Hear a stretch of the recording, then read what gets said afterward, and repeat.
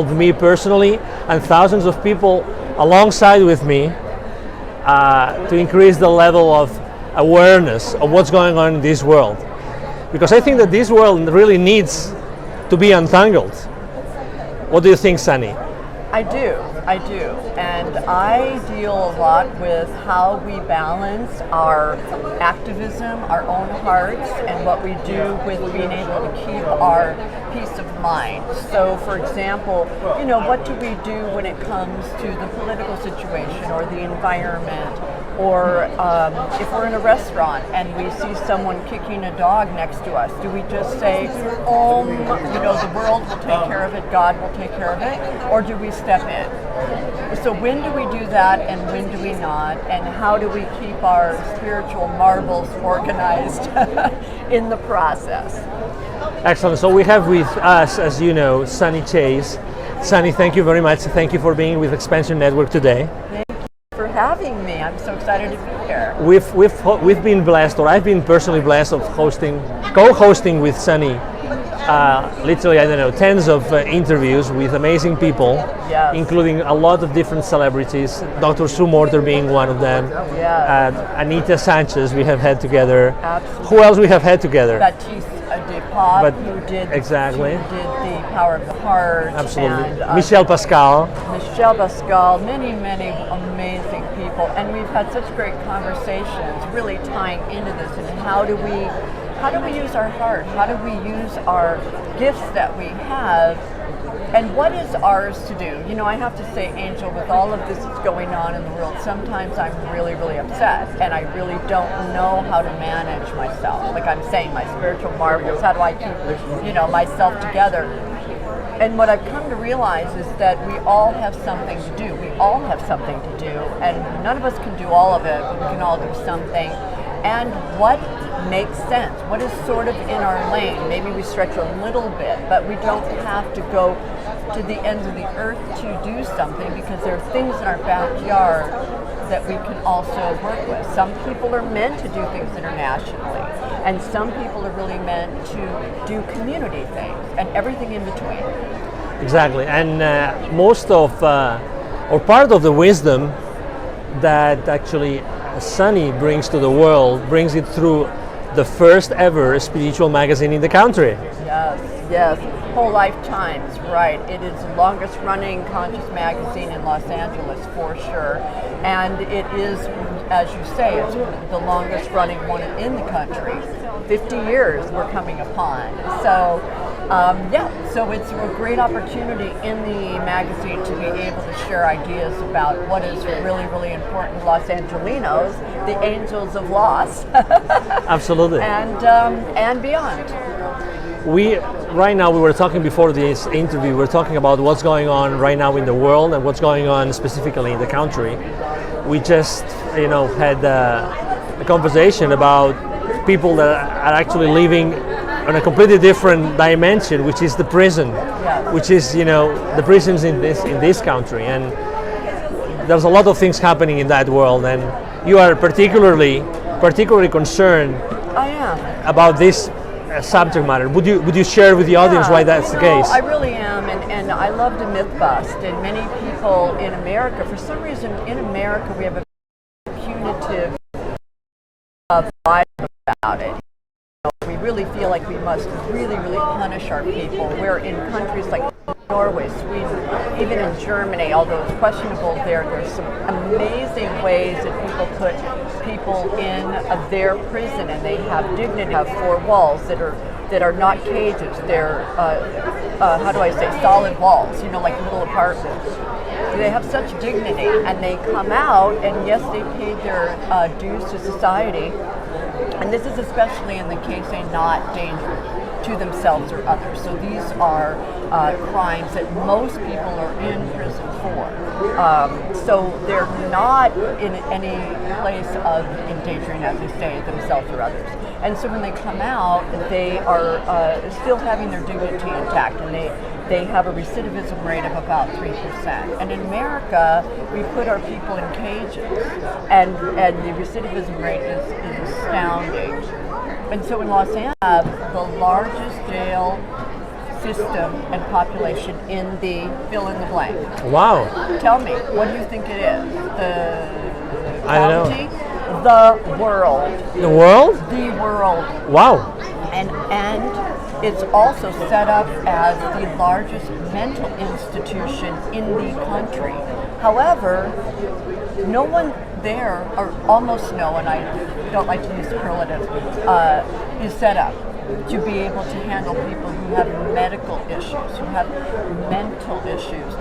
They're not set up for that. So these are some of the issues that we're really looking at changing. What do you think that we could do together, or what can the people do, the people that are watching this interview, what do you think that they can do in order to take action and do something? Well, one of the things that's happening quite quickly, March 3rd in California, we have the primary very early. When I was a little girl, it was always get out of school, and the primary was in June. But we voted to have it be early this year, so it's March 3rd, which is coming upon us. And on the ballot, it is a history-making situation because British scholars of Black Lives Matter got on the ballot with some help from Jane Fonda and others, this Measure R, which is to reform LA jails. And it's also the first civilian-led or created civil or justice reform measure to ever be on the LA ballot. So there's a little history making there, just from getting it there, and if it passes, it'll be all the more. Are there organizations doing something about it right now? Not really, no. So this Reform LA Jails, I mean, it is endorsed by Bernie Sanders, Elizabeth Warren, Jane Fonda, John Legend, many, many people. Julian Castro just signed on, America Ferrera, many, many people as we find out about it.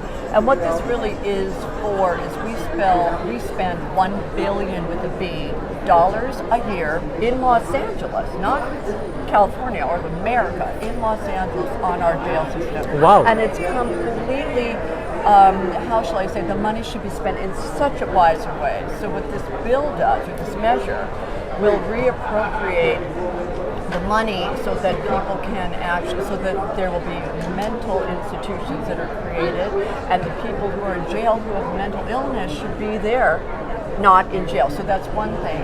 And also the sheriffs are elected in, which most people don't know. And even if we know that, who are the sheriffs? Like, we don't know who they are. And they get elected in, and then they have no accountability, no subpoena power, no anything, or for us to have subpoena power over them.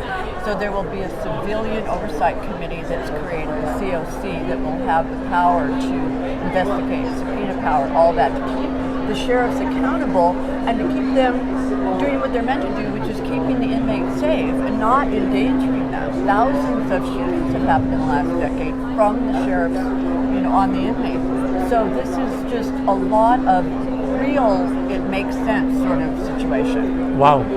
Pretty powerful, huh? Very, very powerful. So yes, on Measure R, that's one thing that we can do, and tell your friends, because it's really, really important. Yeah, all those numbers that you gave us are fascinating. I had no idea. They're like myth-busting. Absolutely, and definitely you cannot change something unless you can measure it. And guys, I want to tell you also some things that I didn't know, and Angel, I want to tell you that I didn't understand that 40% of the people who are in jail are there because they can't pay bail. Now, that's not constitutional.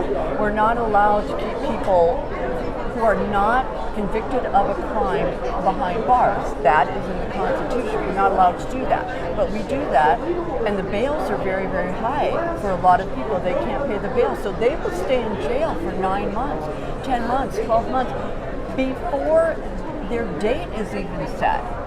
Meanwhile, people who can pay the bail, get out, are free to be with their families, carry on with their jobs, do their lives, keep their lives intact and their families intact. But many black and brown people in LA, and it's predominantly black and brown people who are in our prisons and jails, don't have that, I don't even want to say luxury, it's a civil right that they are not afforded. Like, okay, so sorry, no. No. And if it's not constitutional, how is that possible? Because it's just a loophole. Oh my God, okay. And yes, and there are many people who have drug illnesses, that they have substance abuse and again mental illness, who are in jail, a high percentage of the people. So honestly, this idea we have in America, for some weird reason, I don't know why it is, but certainly in California, oh, well, they're just bad people, let's just throw them away. Well, we know that God didn't make any mistakes, that none of us are mistakes. Why do we feel we can throw people away? And we get upset about chickens in cages, and we don't even want to eat those eggs. We're like, oh, no, we must have free-range chickens for our eggs, but yet we'll put people in cages. And again, not that they've committed a crime. So that is the thing people don't know. And like you asked me, how is that possible? Exactly. Well, there are these loopholes, and that's what Measure R Reform LA Jails is looking to shore up. So this way that you're listening and you're seeing Sunny Chase stand up for something that she believes, believes that it's not right. I've seen her throughout the years with many other different causes. So. Well, you know what, and I'm just going to say this also. I'm a white person of privilege. Jane Fonda, I was at a dinner with her where we were gathering to strategize and fundraise and chat, and she's been doing the Fire Drill Fridays in DC, as many of us know, and she has been being arrested every Friday. And each time she gets arrested, it's more tough on her. Like, they make it harder for her. Originally it was $50 and she paid it and she got out. And then she spent the night in prison and she's had guards watching her. She's been frisked. I mean, she's been through it.